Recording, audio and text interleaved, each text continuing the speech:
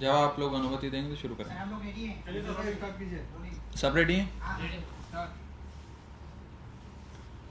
आम आदमी पार्टी के आज की इस प्रेस कॉन्फ्रेंस में आप सबका बहुत बहुत स्वागत। एक महत्वपूर्ण विषय पे आज की इस प्रेस कॉन्फ्रेंस को बुलाया गया है। साथियों, पंजाब की वीर भूमि पे जन्मे शहीद अग्निवीर अमृतपाल जो मानसा ज़िले से आते हैं, वो 11 अक्टूबर 2023 को जब भारतीय सेना में तैनात राजौरी सेक्टर में लाइन ऑफ कंट्रोल के साथ ड्यूटी पर थे, वहाँ उनकी मृत्यु हुई और उस मृत्यु के उपरांत जब उनके पार्थिव शरीर को उनके गांव मानसा ज़िले में स्थित उनका गांव कोटली कलां लाया गया, तो अग्निवीर स्कीम की सच्चाई देश की जनता के सामने आई। आपको याद होगा कि जब अग्निवीर योजना भाजपा सरकार लाई थी सेना में युवाओं की भर्ती को लेकर, तब अग्निवीर योजना के बारे में कई सारी आशंकाएं जाहिर की जा रही थी। आम आदमी पार्टी ने भी बड़ी बुलंदी से अग्निवीर योजना की आशंकाएं जाहिर करी। कई महत्वपूर्ण प्रश्न उस योजना से संबंधित भारत सरकार पे, मोदी सरकार पर दागे, लेकिन उस समय भाजपा सरकार की कान पर जू नहीं रहेंगी। लेकिन आज ये कहने में मुझे कोई गुरेज नहीं है कि जिसका डर था वही हुआ, जिसकी शंका थी वही हुआ।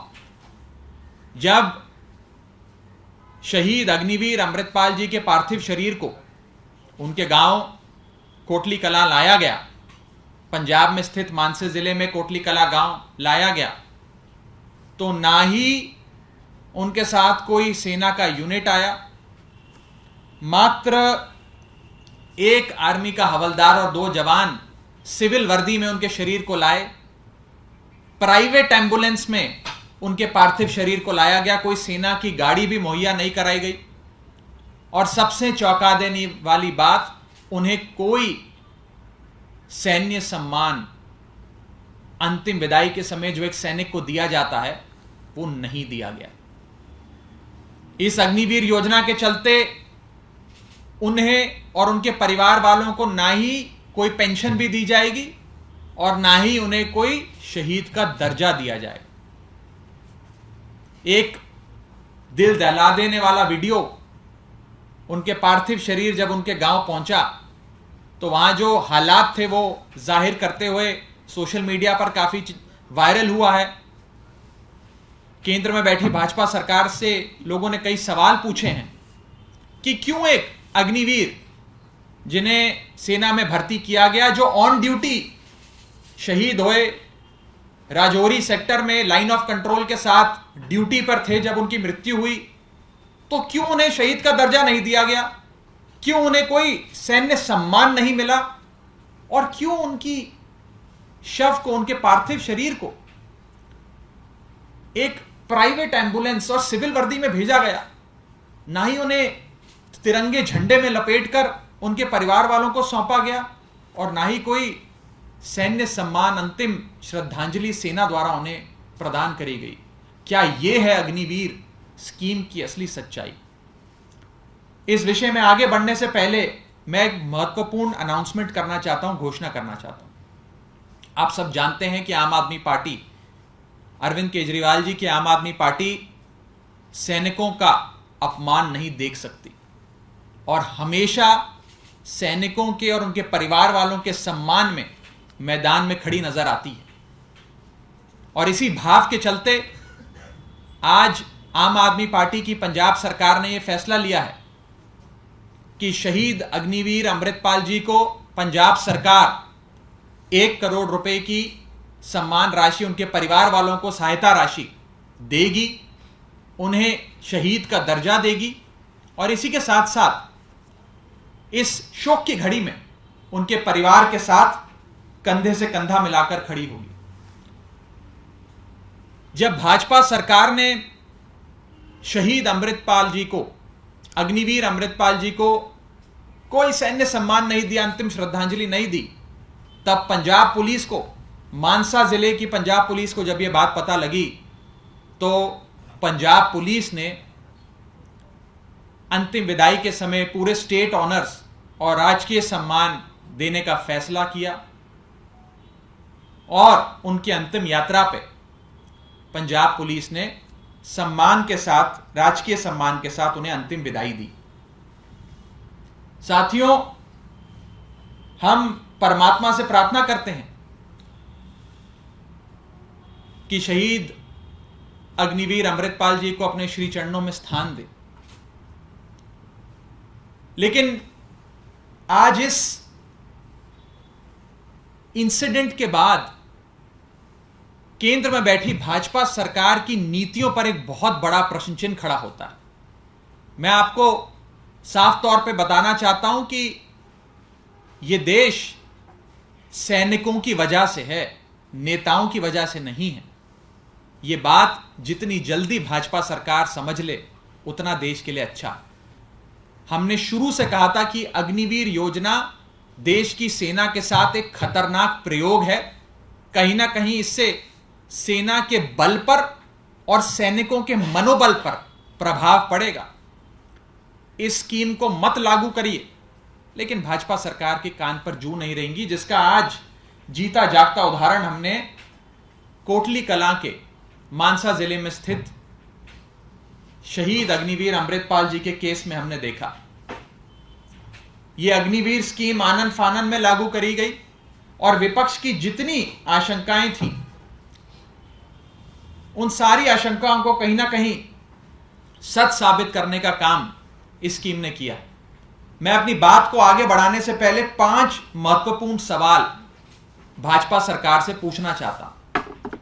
मेरा पहला सवाल, क्या 19 वर्षीय शहीद अग्निवीर अमृतपाल जी को सैन्य सम्मान ना मिलना, उनकी अंतिम विदाई पर उन्हें सम्मान नहीं मिलना, क्या भारतीय सेना का अपमान नहीं है? क्या यह सेना के मनोबल को चोट नहीं पहुंचाएगा? भाजपा सरकार से मेरा दूसरा सवाल कि ऑन ड्यूटी अग्निवीर अमृतपाल जी की शहादत के उपरांत आपने उन्हें कोई सम्मान नहीं दिया, तो इस बात की क्या गारंटी है कि 4 साल की ड्यूटी समाप्त होने के बाद इन अग्निवीरों का भविष्य सुनहरा होगा? मेरा तीसरा सवाल भाजपा की सरकार से, क्या भाजपा की सरकार नियमित जवानों और अग्निवीर जवानों के बीच में कोई भेदभाव करती है? क्या नियमित जवानों की शहादत शहादत है लेकिन अग्निवीर जवानों की शहादत शहादत नहीं है? क्या कोई भेदभाव करती है भाजपा सरकार? यह बात वो जनता के सामने रखे। मेरा चौथा सवाल, क्या दुश्मन की गोली लगने की वजह से मृत्यु होना ही शहादत कहलाने के लायक है? क्या दुश्मन की गोली लगने से मृत्यु जो हुई, क्या उसी को शहादत बोला जाएगा? क्या ऑन ड्यूटी यदि कोई व्यक्ति किसी कारणवश शहीद होता है, मृत्यु के घाट उतरता है, तो क्या उसे शहीद नहीं कहा जाएगा? मैं उदाहरण के तौर पे आपसे पूछता हूं कि मान लीजिए कोई -20 डिग्री, -25 डिग्री में बर्फों बॉर्डर पे सीमा पे तैनात भारत की रक्षा कर रहा है और इतनी ठंड के चलते, ब्रेन हैमरेज के चलते या किसी दुर्घटना के चलते अगर सैनिक शहीद हो जाता, तो क्या उसे आप शहादत नहीं देंगे, कहेंगे? क्या उसे शहीद का दर्जा नहीं देंगे? ये मेरा चौथा सवाल भाजपा सरकार से। और मेरा पांचवा और आखिरी सवाल कि अगर अग्निवीर योजना इतनी अच्छी है, अगर अग्निवीर योजना से भारतीय सेना का, भारत देश का इतना भला होने जा रहा है, तो कितने नेताओं के बच्चे अग्निवीर स्कीम के चलते भारतीय सेना में एनरोल किए?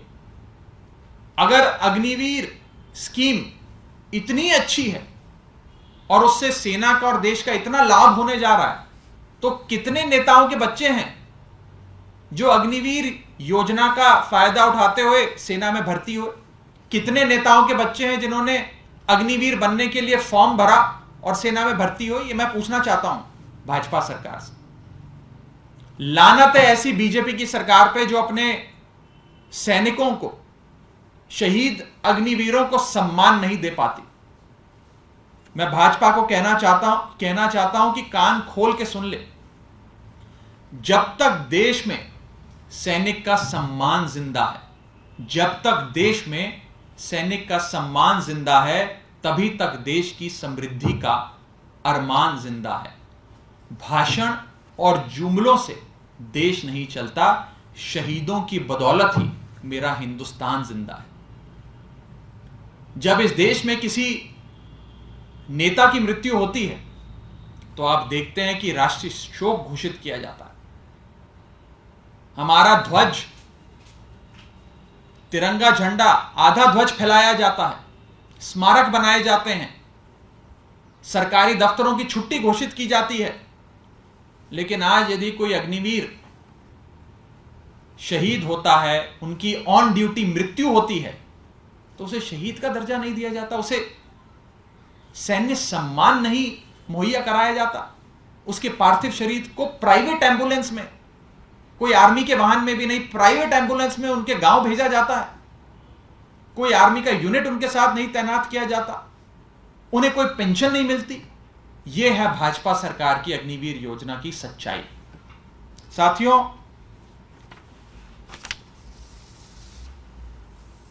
दिवाली पर सैनिकों के बीच जाना, बॉर्डर पर जाकर फोटो खिंचवाना, कैमरे के सामने उन्हें मिठाई खिलाने से सेना का सम्मान नहीं होगा। अगर सेना का असल सम्मान करना है तो शहादत के उपरांत उन्हें पूरे सम्मान के साथ, सैन्य सम्मान के साथ अंतिम विदाई दी जाए। दुख की घड़ी में उनके परिवार के साथ खड़ा हुआ जाए और कॉस्ट कटिंग की आड़ में ना उनकी पेंशन रोकी जाए, ना उनका मुआवजा रोका जाए। यह है असल सम्मान। अगर भाजपा सरकार भारतीय सेना की वास्तव में सम्मान करती है, इज्जत करती है, तो फोटो खिंचवाना और मिठाई खिलाना बंद करे, हमारे अग्निवीरों को सम्मान देना शुरू करे। अंत में बस इतना ही कहना चाहूंगा कि इस देश में सेना की और सेना से जुड़ी जो योजनाएं हैं, उनकी हालत कुछ इस प्रकार है कि ओआरओपी का अपना हक पाने के लिए, अधिकार पाने के लिए पूर्व सैनिकों को सालों तक भारत देश की सड़कों पर आंदोलन करना पड़ा। भारतीय सेना में भर्तियां खुलवाने के लिए देश के करोड़ों युवाओं को सड़कों पर आंदोलन करना पड़ा और अग्निवीर योजना आने के उपरांत उसमें संशोधन करवाने के लिए, उसे ठीक करवाने के लिए, उसके गलत पॉइंट्स को हटवाने के लिए देश के युवाओं को प्रोटेस्ट करना पड़ा, लाठियां खानी पड़ी, धरना करना पड़ा, आंदोलन करना पड़ा। लानत है ऐसी भाजपा सरकार पे जो भारत की सेना का सम्मान नहीं करती। एक तरफ भाजपा की सरकार है जिसने अग्निवीर अमृतपाल जी को शहीद का दर्जा नहीं दिया, सैन्य सम्मान नहीं दिया, जिन्हें पेंशन के परिवार को नहीं दी, और दूसरी तरफ आम आदमी पार्टी की अरविंद केजरीवाल जी के नेतृत्व में चल रही भगवंत मान सरकार है, जिस सरकार ने उन्हें शहीद का दर्जा के साथ साथ 1 करोड़ की सम्मान राशि दी, जिस सूबे की पंजाब पुलिस ने उनके परिवार के साथ कंधे से कंधा मिलाकर पूरे राजकीय सम्मान के साथ उन्हें अंतिम विदाई दी। साथियों, अंत में मैं बस भाजपा को इतना ही कहना चाहता हूं कि ये देश नेताओं से नहीं, ये देश सैनिकों से है, सेनानियों से है। देश की सेना का सम्मान करना सीखो। इस संदर्भ में आपका कोई सवाल हो तो आप पूछ सकते हैं। इसके आर्मी की तरफ से स्पष्टीकरण आया है। देखिए, मैंने अपनी प्रेस वार्ता में इस पॉइंट को एड्रेस करते हुए आपसे बात कही थी कि क्या दुश्मन की गोली लगने से मृत्यु होना ही शहादत कहलाने लायक होगा? यदि कोई ऑन ड्यूटी